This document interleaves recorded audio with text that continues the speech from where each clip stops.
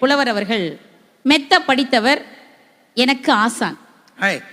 ஆனால் அவர் இப்படி சொல்லிட்டாரேங்கிற மன வலியோட நான் இங்க வந்து நிக்கிறேன்.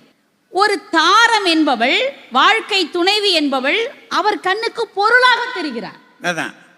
தாரம் என்பவர் பொருள், பொருளாதாரம் என்று சொல்லுகிறார். கட்ட போகும்போதே அப்படிதான் கேட்டிருக்காரு. உண்மையில் அவர் சொன்னது 100க்கு 100 உண்மைங்க.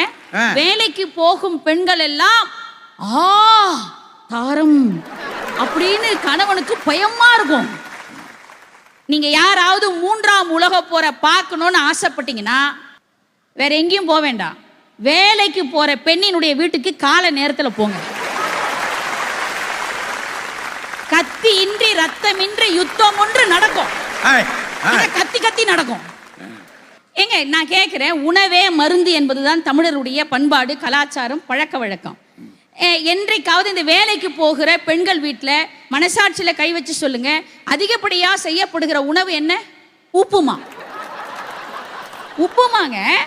இது தப்புமான்னு யாரும் சொல்ல முடியாது, ஏன்னா மாசம் மாசம் வர டப்புமா.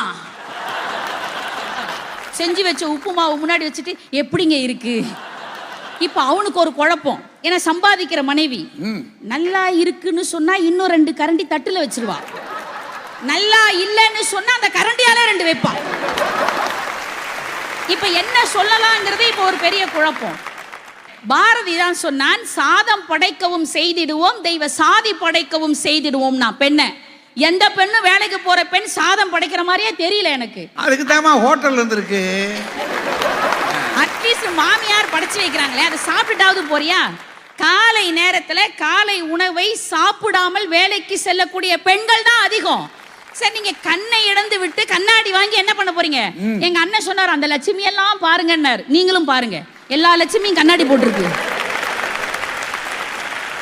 எங்க பக்கத்துல இருக்கிற லட்சுமி எல்லாம் பாருங்க, எவ்வளவு சுத்தமா குடும்பத்தோட ஒத்துமையா இருக்குங்க இந்த லட்சுமி எல்லாம்.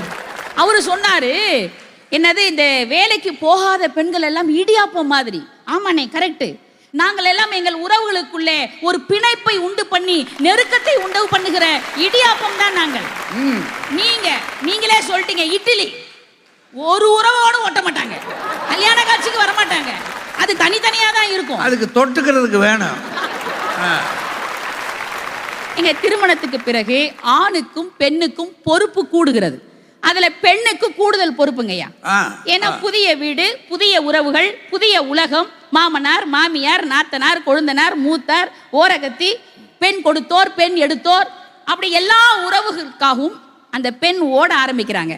தனக்காக சிந்திக்காமல் 30 ஆண்டுகள் பிள்ளைகளுக்காகவும் வீட்டுக்காரருக்காகவும் அந்த குடும்பத்துக்காகவும் சிந்திச்சுட்டு, அப்பா 50 வயசு ஆயிட்டு பையனுக்கு கல்யாணம் முடிச்சுட்டு மருமக வந்து பாத்துக்குவா, நாம ஓய்வெடுக்கலான்னு அந்த அம்மா நினைக்கும் போது இந்த வேலைக்கு போற மருமக மட்டும் வாச்சிட்டான்னு வச்சுக்கோங்களேன், சனீஸ்வரன் காலில் சலங்கை கட்டிட்டான்னு அர்த்தம்.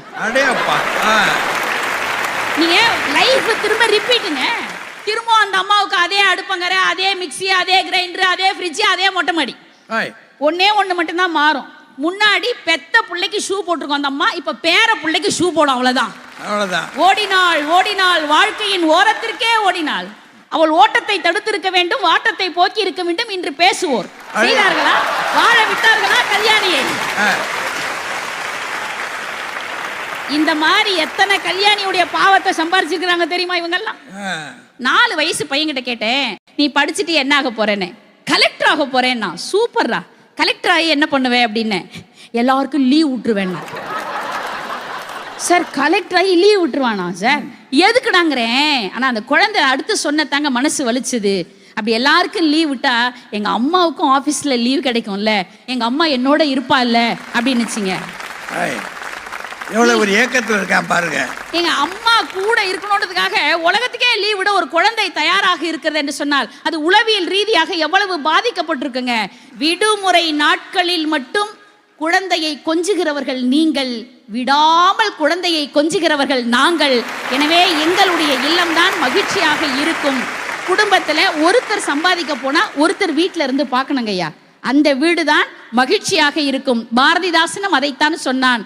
கொண்டவருக்கு எது பிடிக்கும், குழந்தைக்கு எது விரும்பும், தண்டூன்றி நடக்கும் மாமன் மாமிக்கு தக்கது எது என்று பார்த்து பார்த்து வீட்டில் இருக்கக்கூடிய உறவுகளை இணைக்கிற பெண்கள், வீட்டிலே இருக்கக்கூடிய பெண்களால் தான் பெரிதும் மகிழ்ச்சி என்று சொல்லி நல்ல வாய்ப்புக்கு நன்றி பாராட்டி விடைபெறுகிறேன். நன்றி, வணக்கம்.